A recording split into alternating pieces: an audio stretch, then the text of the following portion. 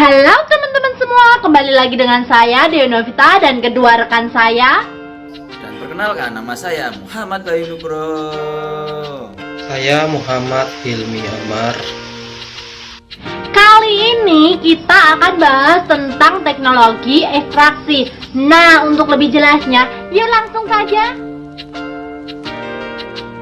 Ekstraksi merupakan salah satu metode pemisahan zat dari satu atau beberapa bahan, baik padatan atau cairan, yang dapat dipisahkan dengan menggunakan pelarut. Pemisahan ini terjadi karena ada perbedaan kelarutan antar komponen. Tujuan dari ekstraksi ini yaitu untuk menarik semua komponen kimia yang terdapat pada simplisia. Metode-metode ekstraksi dapat digunakan dengan menggunakan beberapa cara. Yang pertama yaitu dengan menggunakan pelarut dibagi menjadi dua dengan cara dingin dan dengan cara panas. Yang kedua yaitu dengan menggunakan destilasi uap. Dan yang ketiga dapat dilakukan dengan menggunakan cara lainnya seperti ekstraksi berkesinambungan, superkritikal karbon dioksida, dan ekstraksi ultrasonik. Ekstraksi dengan pelarut dapat dilakukan pada cara dingin yaitu dengan menggunakan maserasi dan perkolasi.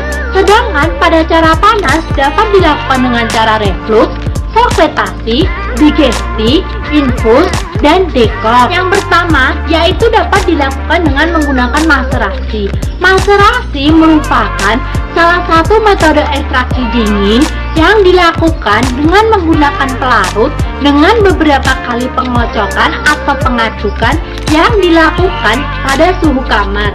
Maserasi digunakan untuk mengekstrak simplisia yang mengandung komponen kimia yang mudah larut pada pelarut. Prinsip dari metode maserasi yaitu ekstraksi zat aktif yang dilakukan dengan cara merendam serbuk simplisia di dalam pelarut yang sesuai dan dilakukan selama beberapa hari pada temperatur kamar dan terlindung dari cahaya. Larut ini akan masuk melewati dinding sel dan kemudian isi sel akan larut. Selanjutnya terjadi perbedaan konsentrasi antara di dalam dan di luar sel. Proses ini terjadi secara berulang kali secara berkesinambungan sampai konsentrasi di luar dan di dalam menjadi seimbang. Keuntungan dari menggunakan metode maserasi yaitu peralatannya yang cukup sederhana. Sedangkan kelemahan dari metode maserasi yaitu waktu yang diperlukan untuk mengekstrak sampel terjadi secara cukup lama. Kemudian pelarut yang digunakan juga terlalu cukup banyak. Tidak dapat digunakan untuk mengekstrak sampel yang memiliki tekstur keras seperti benzoin, tiraks, dan lilin. Adapun modifikasi metode maserasi yaitu modifikasi maserasi melingkar, modifikasi maserasi digesti, modifikasi maserasi melingkar bertingkat, modifikasi remaserasi, dan modifikasi dengan menggunakan mesin pengaduk. Dan berikut ini adalah alat dari maserasi. Pada bagian A merupakan bejana yang digunakan untuk maserasi yang berisi bahan yang sedang dimaserasi. Sedangkan pada bagian B merupakan sebuah tutup. Dan pada bagian C merupakan bagian pengaduk yang dapat digerakkan secara mekanik. Ekstraksi dengan cara dingin selanjutnya yaitu ada perkolasi. Perkolasi merupakan salah satu metode ekstraksi dengan pelarut yang umumnya pelarut yang digunakan yaitu selalu baru atau sering disebut juga dengan exhaustive extraction. Proses perkolasi ini dilakukan pada suhu kamar yaitu dengan jalan melewatkan pelarut yang sesuai dan terjadi secara lambat di dalam sebuah perkulator. Tujuan dari perkolasi yaitu untuk menarik semua komponen zat yang ada pada simplisia yang tahan atau tidak tahan. Prinsip perkolasi yaitu serbuk simplisia ditempatkan pada bejana silinder yang bagian bawahnya diberikan sekat berpori. Pelarut dialirkan dari atas ke bawah bersama simplisia. Larut akan melarutkan zat aktif sel sampai keadaan jenuh. Nah, keuntungan dari penggunaan prinsip perkolasi ini yaitu tidak terjadi kejenuhan. Pengaliran meningkatkan fusi dan kerugiannya yaitu cairan penyari lebih banyak. Resiko cemaran mikroba untuk penyari air karena dilakukan secara terbuka. Nah, untuk selanjutnya yaitu metode refluksi. Refluksi merupakan ekstraksi dengan pelarut temperatur menggunakan titik didihnya selama waktu tertentu pada jumlah pelarut yang relatif konstan dan adanya pendinginan balik. Digunakan untuk mengekstrak bahan dan tahan terhadap pemanasan. Prinsip reflux yaitu pelarut volatil yang digunakan akan menguap pada suhu tinggi, namun akan didinginkan dengan kondensor sehingga pelarut yang tadinya dalam bentuk uap akan mengembun pada kondensor dan turun lagi ke bawah dalam wadah reaksi, sehingga pelarut akan tetap ada selama reaksi berlangsung. Keuntungan menggunakan metode reflux ini yaitu untuk mengekstraksi sampel yang bertekstur kasar. Nah, menggunakan ini lebih mudah untuk tekstur kasar. Nah, kerugiannya yaitu butuh volume total pelarut yang besar dan sejumlah manipulasi operator. Nah, metode selanjutnya yaitu menggunakan shocklet. Shocklet merupakan ekstraksi dengan pelarut yang selalu baru dengan menggunakan alat khusus sehingga terjadi ekstraksi secara kontinu dengan jumlah pelarut yang relatif konstan dengan adanya pendinginan balik. Nah, keuntungannya yaitu dapat digunakan untuk sampel yang bertekstur lunak. Pemanasannya dapat diatur dan menggunakan pelarut yang lebih sedikit. Nah, kekurangannya jumlah total senyawa yang diekstraksi akan melampaui kelarutannya dalam pelarut. Nah, selanjutnya bila digunakan dalam skala besar tidak cocok untuk menggunakan pelarut dengan titik didih yang terlalu tinggi. Nah, metode selanjutnya yaitu digesti. Digesti merupakan ekstraksi kinetik dengan menggunakan pengadukan secara kontinu pada temperatur yang lebih tinggi daripada suhu kamar, sekitar 40-50 derajat Celcius. Keuntungannya dari menggunakan metode ini yaitu kekentalan pelarut berkurang sehingga dapat mengakibatkan berkurangnya lapisan-lapisan batas. Daya larut dalam pelarut menjadi meningkat. Koefisien difusi pelarut berbanding lurus dengan suhu dan berbanding terbalik dengan kekentalan. Infus sendiri yaitu ekstraksi dengan pelarut air pada temperatur penanas air atau gejala infus yang tercelup dengan penanas air mendidih dengan temperatur terukur suhunya 96-90 derajat Celcius, waktunya kurang lebih 15-20 menit. Sedangkan dekok merupakan infus pada waktu yang lebih lama atau kurang lebih yaitu lebih dari 30 derajat Celcius dan temperatur sampai air mendidih. Dan selanjutnya destilasi uap. Destilasi uap merupakan ekstraksi senyawa dengan kandungan yang mudah menguap. Semacam contohnya minyak arciri dari bahan yang segar atau simplisa dengan tekanan uap air berdasarkan peristiwa tekanan parsial. Digunakan untuk memisah senyawa yang memiliki titik didih mencapai 200 derajat Celcius atau lebih. Destilasi uap dapat menguapkan senyawa dengan suhu mendekati 100 derajat Celcius dalam tekanan atmosfer dengan menggunakan uap air. Kemudian fungsi destilasi uap yaitu untuk memurnikan zat atau senyawa cair yang tidak larut dalam air dan titik didihnya cukup tinggi. Untuk prinsip destilasi uap sendiri yaitu mencampurkan dan dipanaskan melalui uap air yang dialirkan ke dalam campuran dan mungkin juga ditambahkan dengan pemanasan. Uap campuran akan naik ke atas menuju kondensor dan akhirnya masuk ke labu destilat. Kemudian juga ada cara ekstraksi lainnya. Yang pertama ada ekstraksi berkesinambungan, yang kedua ada supercritical karbon dioksida, yang ketiga ada ekstraksi ultrasonik, Yang keempat ada ekstraksi energi listrik. Untuk yang pertama yaitu ekstraksi berkesinambungan.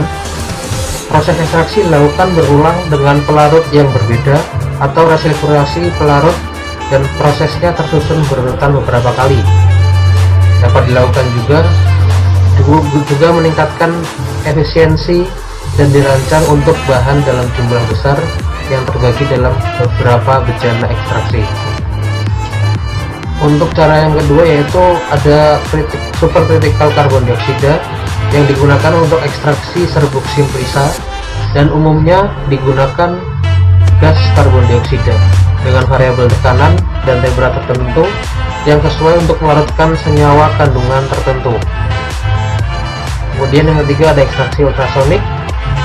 Prinsipnya yaitu menggunakan getaran ultrasonik dengan panjang gelombang lebih dari 20.000 Hz. Dengan prinsipnya yaitu meningkatkan permeabilitas dinding sel, menimbulkan gelombang spontan atau cavitation sebagai stres dinamik, serta menimbulkan fraksi interfase. Hasil ekstraksinya tergantung pada frekuensi getaran, kapasitas alat, dan juga proses ultrasonik. Selanjutnya yaitu ekstraksi energi listrik. Energi listrik yang digunakan dalam bentuk medan listrik, medan magnet, dan electric dischanger. Energi listrik ini dapat dipercepat dan meningkatkan hasil dengan prinsip menimbulkan gelombang spontan dan menyebabkan gelembung tekanan berkecepatan ultrasonik. Kemudian ada faktor-faktor yang mengaruhi hasil ekstraksi. Faktor pertama yaitu perlakuan pendahuluan, di mana perlakuan pendahuluan ini dapat berkaitan dengan penyesuaian ukuran ataupun pengerian bahan baku. Kemudian faktor kedua yaitu temperatur. Pelarutan bahan yang diekstraksi dan difusisitas akan meningkat jika temperaturnya meningkat. Faktor yang ketiga ada pengadukan. Pengadukan dilakukan dengan teknik mekanik melalui penguapan udara atau kombinasi keduanya. Kemudian yang keempat ada pemilihan pelarut. Pelarut yang digunakan harus bersifat inert terhadap bahan baku. Pembahasan selanjutnya yaitu kita akan bahas tentang jurnal. Jurnal ini berjudul Ekstraksi Pektin dari Kulit Buah Pisang Kepok. Berikut ini adalah penjelasannya. Pembahasan yang pertama yaitu pengaruh pH dan waktu ekstraksi terhadap rendemen pektin, dan dapat ditunjukkan pada gambar grafik. Berdasarkan grafik dapat dilihat bahwa rendemen terbaik ada pada waktu ekstraksi 80 menit dan ada pada suhu 90 derajat Celcius dengan pH 1,5, yaitu didapatkan rendemen sekitar 52,1%. Hal ini karena prinsip dari ekstraksi pektin adalah perombakan protopektin yang tidak larut menjadi pektin yang dapat larut. Ekstraksi pektin ini dapat dilakukan dengan hidrolisis asam atau enzimatis. Reaksi hidrolisis akan semakin cepat apabila konsentrasi asam semakin tinggi dan sebaliknya. Suhu ekstraksi yang tinggi dapat menyebabkan peningkatan energi kinetik larutan, sehingga difusi pelarut ke dalam sel jaringan semakin meningkat pula. Dan hal ini dapat berakibat terlepasnya pektin dari sel jaringan, sehingga pektin yang dihasilkan juga semakin banyak. Semakin lama waktu dan semakin tinggi suhu ekstraksi, rendemen pektin yang dihasilkan akan semakin besar. Pada gambar grafik tersebut juga dapat dilihat bahwa ketika suhu ekstraksi dinaikkan menjadi 90 menit, maka rendemen yang dihasilkan semakin sedikit, karena pada waktu 90 menit tersebut sudah terjadi pemutusan ikatan glukosida, di mana pektin yang terbentuk mengalami degradasi. Pembahasan yang kedua yaitu pengaruh pH dan waktu ekstraksi terhadap kadar air pektin, dan dapat ditunjukkan pada gambar grafik. Berdasarkan gambar grafik dapat dilihat bahwa kadar air pisang kepok tertinggi diperoleh sebesar 11,88%, yaitu pada pH 1,5 dengan suhu 90 derajat Celcius dan pada waktu ekstraksi 80 menit. Hal ini karena kadar air yang dihasilkan dapat dipengaruhi oleh rendemen pektin, semakin tinggi rendemen pektin, kadar air yang dihasilkan akan semakin tinggi pula. Di mana kadar air dalam bahan pangan akan berpengaruh terhadap umur simpan bahan pangan tersebut. Kadar air yang tinggi dapat menyebabkan kerentanan terhadap aktivitas mikroba. Dan pada gambar grafik tersebut juga dapat dilihat bahwa semua perlakuan masih memenuhi standar dengan kadar air pektin di bawah 12%. Hal ini berdasarkan standar Food Chemical Codex. Bahasan yang ketiga yaitu pengaruh pH dan waktu ekstraksi terhadap kadar abu pektin dan dapat ditunjukkan pada gambar grafik. Berdasarkan grafik dapat dilihat bahwa kadar abu pisang kepok terbaik diperoleh sebesar 0,98%, yaitu pada perlakuan pH 1,5 dengan suhu 90 derajat Celcius dan waktu ekstraksi 80 menit. Hal ini karena abu merupakan residu atau sisa pembakaran bahan organik yang berupa bahan anorganik. Kadar abu berpengaruh pada tingkat kemurnian pektin. Semakin tinggi tingkat kemurnian pektin menunjukkan bahwa kadar abu dalam pektin semakin rendah. Dan pada gambar grafik tersebut juga dapat dilihat bahwa semua perlakuan masih menunjukkan batas kesesuaian standar mutu kadar abu pektin yang ditetapkan oleh IPPA atau International Pectin Producer Association, yaitu dengan batas maksimum 10%. Sedangkan menurut Food Chemical Codex, kadar abu pektin yang diizinkan kurang dari 1%.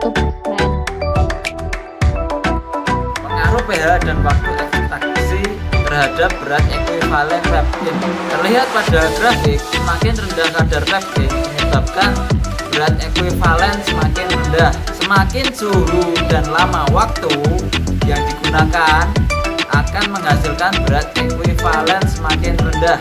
Semua perlakuan menunjukkan adanya penerimaan terhadap berat ekuivalen. Bisa terlihat pada grafik. Grafik ini menunjukkan pengaruh pH dan waktu ekstraksi terhadap kadar metoksil pektin. Kadar metoksil diberikan sebagai jumlah mol etanol yang terdapat pada 100 mol asam galakturonat. Kadar metoksil pektin memiliki peran yang penting dalam memutuskan sifat fungsional larutan pektin dan dapat mengaruhi struktur dan tekstur dari gel pektin. Kadar metoksil pektin kulit pisang kepok yang dilihat dari gambar di atas dari grafik tersebut memiliki kadar berkisar antara 2,48 hingga 3,72%. Kemudian untuk kadar metoksil pektin yang paling tertinggi diperoleh sebesar 3,72% pada perlakuan pH 1,5 dengan suhu 90 derajat Celcius dan waktu ekstraksinya yaitu 80 menit. Sekian Pembahasan kami tentang Teknologi ekstraksi. Terima kasih dan sampai jumpa kembali.